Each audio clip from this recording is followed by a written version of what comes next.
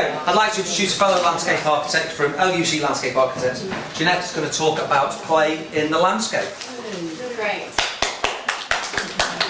Thanks so much, Adam. I feel like I've got the graveyard shift and everyone said everything already today, so maybe my talk is a bit of a summary of the whole of today. Anyway, excuse me if I repeat a few things. So today I'd like to talk about the importance of nature in childhood, and particularly in play settings, how natural play can connect people with landscape and with nature and provide strong health and well-being outcomes. So everyone today has talked about a little bit about themselves.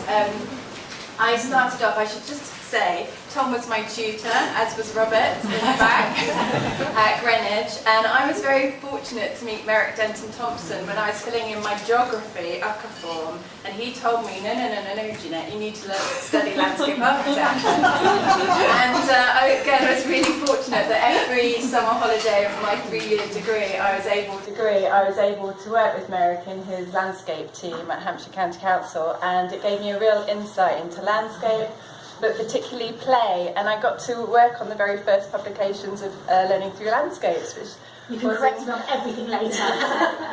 Which was incredible, and it actually led me to write my dissertation at college on children and landscape and play, and from then on I've always had a real passion for how we design for children. If we can design places for children, then we're designing it for everyone. So the first play project I was involved in was now 20 years ago. It's the Diana Playground in Kensington Gardens. It had a really visionary brief, actually set out by the Royal Parks, and this was to do away with the KFC playgrounds, the kit, carpet, fence playgrounds, and to create something a bit more rich in its landscape, its setting, and give children really a rich landscape where they could really play in an unstructured way. And we were able to deliver that, and I think 20 years on, the natural play movement is very much alive and well. And we can hear through Andre and Adam's schemes how strong the play movement has developed over those 20 years.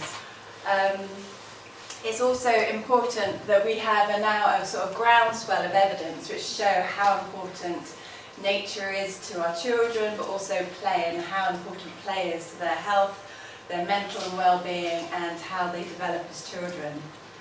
However, as Helen says, we have many issues to combat. Globally, we have increasingly rapid urbanisation, rising urban populations. We have significant issues of climate change, health inequalities, and we've got many people who are not accessing nature at all, or very limited. Childhood is really in crisis, and crisis from a number of forms. We've heard about the domination of cars, stopping children, preventing them accessing wild places, parks. We've also heard of the rise of technology, good or bad. The average UK child now spends over 30 hours a week on a screen, and they now spend less time outdoors than the UK prisoners. So pretty shocking statistics. A very recent Natural England survey shows that children now only spend 10% playing outside in the countryside, compared to their parents at 40% when they were children. And so we have this very real issue of children becoming disconnected with nature. As Adam spoke earlier about Richard Louve's work, the US environmentalist, children are just having this disconnection. They're becoming spectators in their own lives through passive, indirect, secondary experiences. And now, sadly, most UK children would recognise the Pokemon fox character as opposed to our own UK fox. In an identity parade, which is really quite shocking. So we need to, their sensory worlds are rapidly reducing, and that's having significant impacts on their mental as well as physical development. This is really illustrated. I don't know if you know this beautiful book by Robert Macfarlane, The Lost Words, but this whole thing of disconnection, our children are losing these clear, really nature-based words like acorn, dandelion, bramble, otter. And this book helps to show this, and there's now a campaign across the UK to try and get a copy of this book into every primary school. Because if our children have this disconnection, this indirect relationship with landscape, they won't value it. So when it's lost, they won't really realise it's lost until it's too late. We also have an issue of sort of health inequality, but also all realms of health issues in terms of obesity, cardiovascular disease, which all these things, if we're not active, if we're not getting out into nature and playing, are harming our society and causing us huge NHS bills. I think the NHS per year spend 20 billion purely on obesity. If we could just have a tiny chunk of that cash that could be put into preventative landscape schemes, where could we be? Research has shown that the first 10 years of a child's life is incredibly important. And as we all know, if we can make good habits and make good habits early, it's much better. So today I'm going to talk about two very different schemes. I'm going to talk about Tumbling Bay, which is a large play scheme in the Olympic Park. And then I'm going to talk about some small interventions that we've done in some school playgrounds to show you the sort of two extremes. So before I do that, I just wanted to talk a bit about our process. And the three key things we always focus on when designing playgrounds. One is to design from the child's perspective. That's absolutely critical.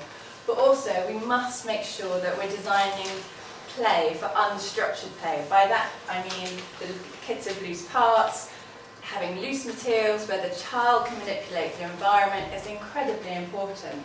We also need to allow the child to have autonomy.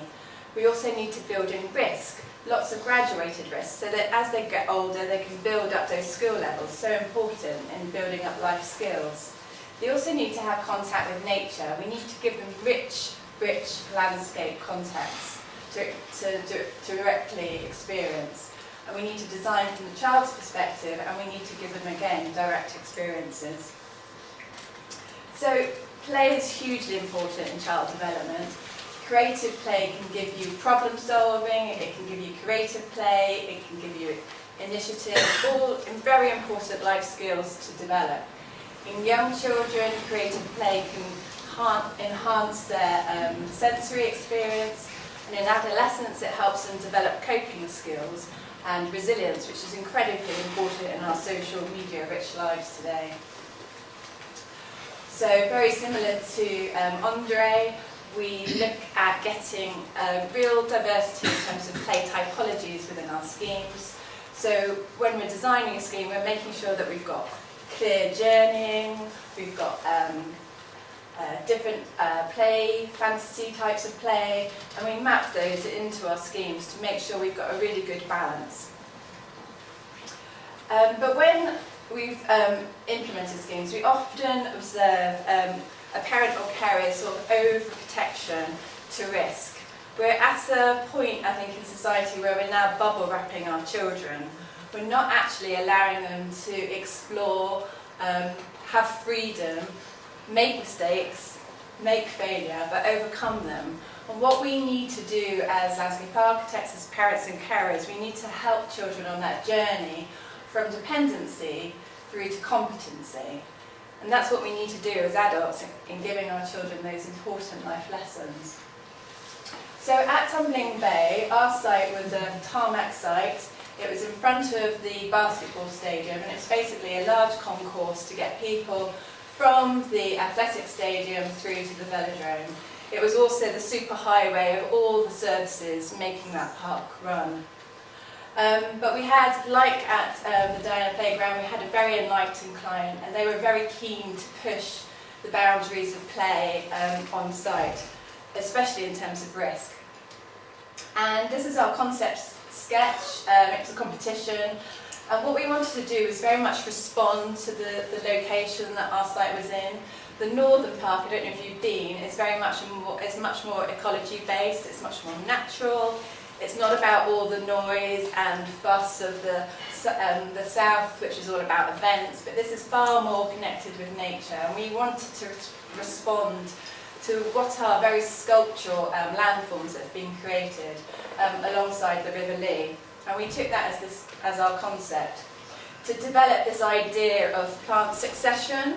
So you start off at the bottom of the site with plants like birch and hazel that are the first colonisers in a site, just like young children are in terms of their life skills. And as you build up and you explore the site, the challenges get harder until you reach the very top end, the pinnacle, the open pine climax woodland, where you've got absolutely top range, high octane challenge. And we taught that narrative through our planting design, but also through our play design. So these are sort of very early concept sketches of some of the different play areas. And this is the top pine area, where we're very much inspired by sort of ecology of dormouse architecture to create very high level billowing tree structures. And this is it completed. So again, it's very highly bespoke. We were very lucky to be able to build something so highly bespoke. In terms of maintenance management, anyone who has a building on site at the Olympic Park, they have to pay a levy. And so there's this continual pot of money that is put into the maintaining of the park. So we're enabled to build structures like this and have contracts in place where the play manufacturer who built this with us is able to maintain that on a yearly basis. So if something fails, which it will do, it's natural timber, they will replace it. So it's not getting some piece of plywood from B&Q and replacing that piece of natural timber. So those discussions were had very, very early on, because clearly we couldn't deliver a scheme like this without knowing that it could be maintained. So there's a lot of challenge here. Children are really tested in terms of their core skills, in terms of play and stretching themselves. You know, they're very high elements. You get fantastic views over the Olympic Park, so you can set yourself into your world and your perspective of where you sit. Lots of uses of natural materials, lots of uses of net. In terms of play safety surfacing, again, we were focusing on smell here in the pine woodland. We used pine cones as our natural safety surfacing, which was a first. Took a long time to persuade everyone that that would be okay. And then this is another area. This is the sand and water play area. This was very much influenced by the River Lee and its history. Obviously, it started as a natural river, so our top section is telling the natural river course and its history. But then it became canalised, and industry was built up onto its banks. And so at the bottom half of the playground of this section then shows that, and it's expressed in the concrete that we use in the canalisation of it. And we very much encourage children to be water engineers to discover this space. So these are some early sketches of the top natural river. Here's a model which we used to work out how we were going to design and build it ourselves. CAD plans really were just too flat to be able to explain to people and the client how we envisioned the space.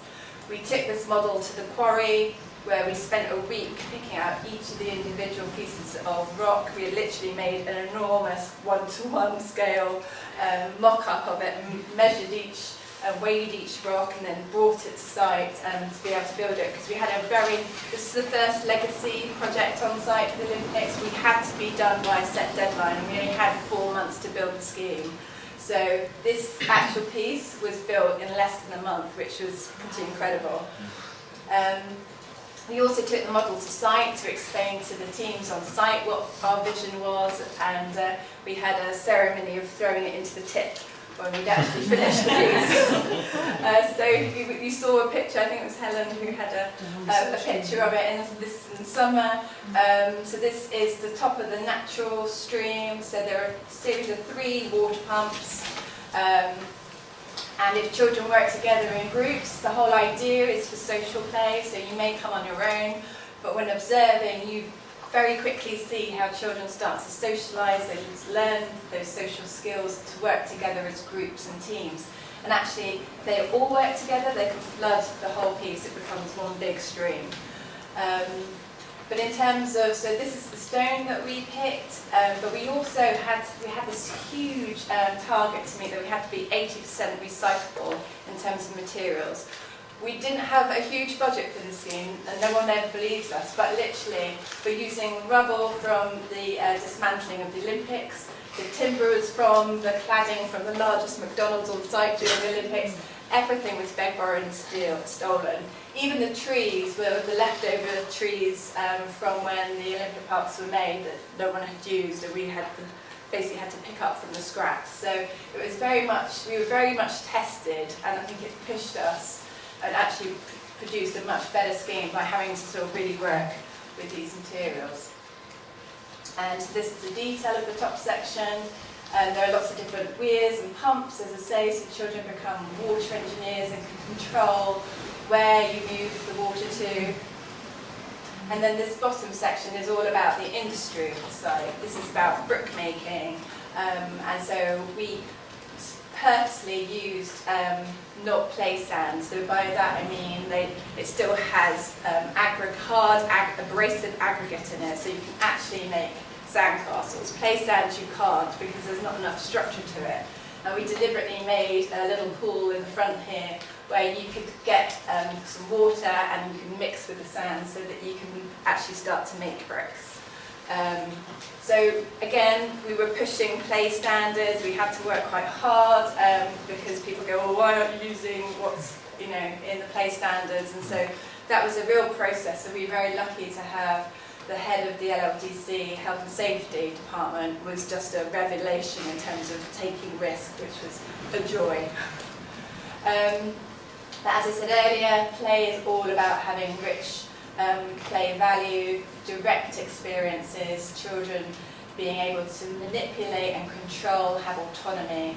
And these spaces allow it, and sand and water play is just a fantastic medium to give children of all ages, all abilities, that experience.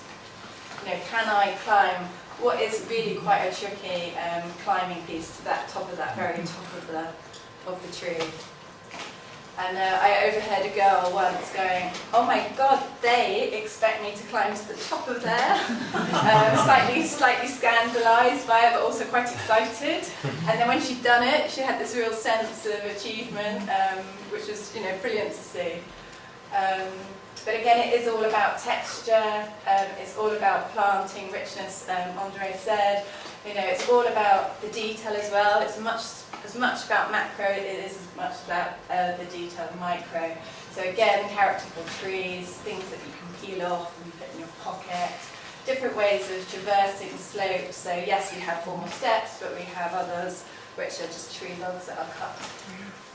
And again, reusing recycled materials. So we had gabions, this is the rubble from the Olympic site, which we then planted. Some of those are then used to make seats, some of them are retaining walls. And again, a very rich palette of planting to give a really sensory, very rich environment. And as I say, we're very lucky to work with the LRDC.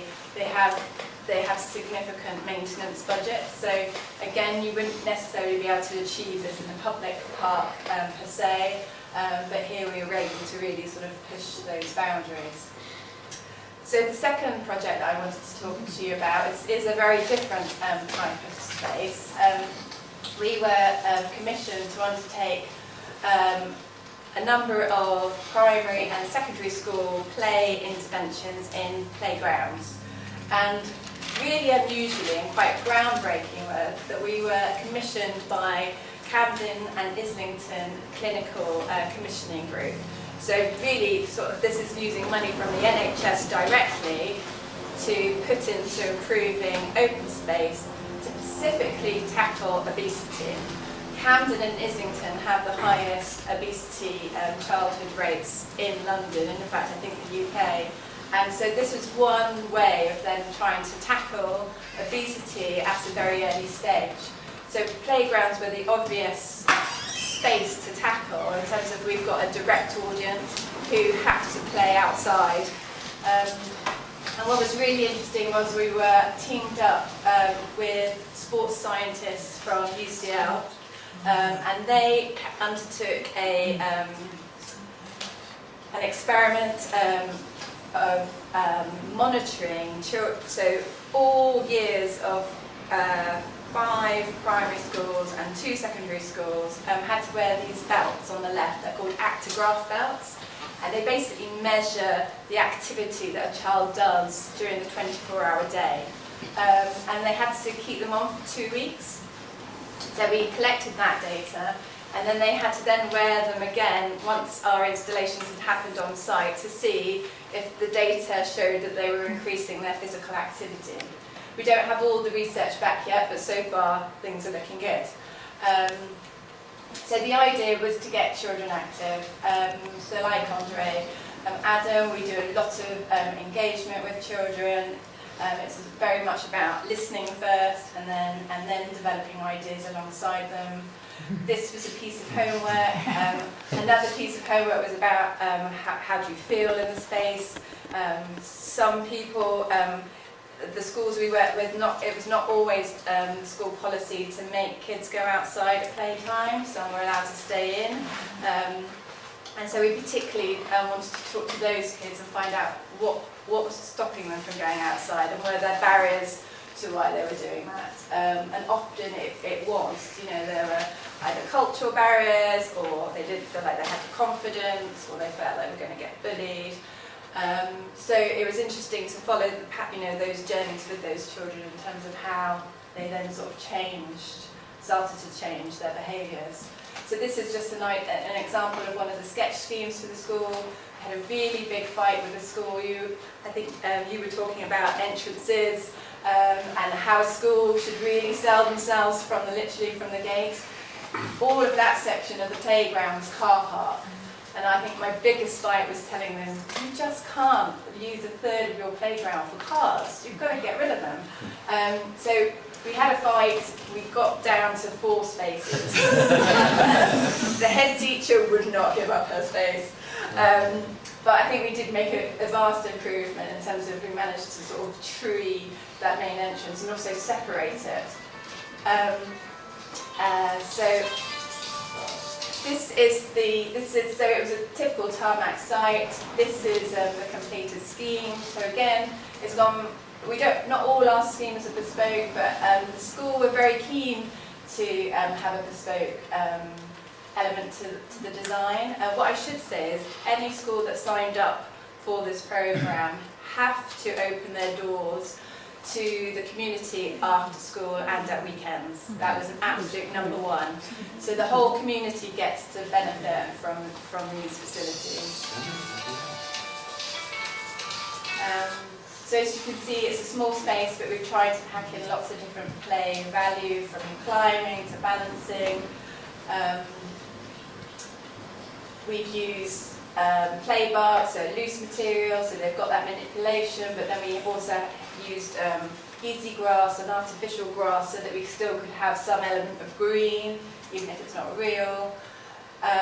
We work closely with a willow artist to create living green barriers that are also playful. So this was a way of separating the formal sports area that they still need to have to be able to play. They've got tiny playgrounds, they still need to be able to hold their football or netball match.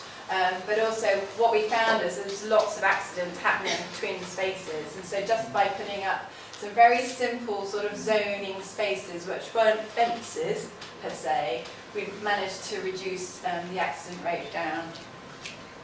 It's about getting kids active, so again, trampolining, bouncing, using music to engage, using existing structures and just breathing new life into the spaces. Climbing, balancing, again, as Andre said, it's really important to have not only just high octane active, but also some quiet and more reflective spaces. So these are very popular. And so this is my final slide. So I think it's really important that we give children freedom for unstructured play, that we give them direct experience, and that we make nature a strong part of that playful landscape. Thank you.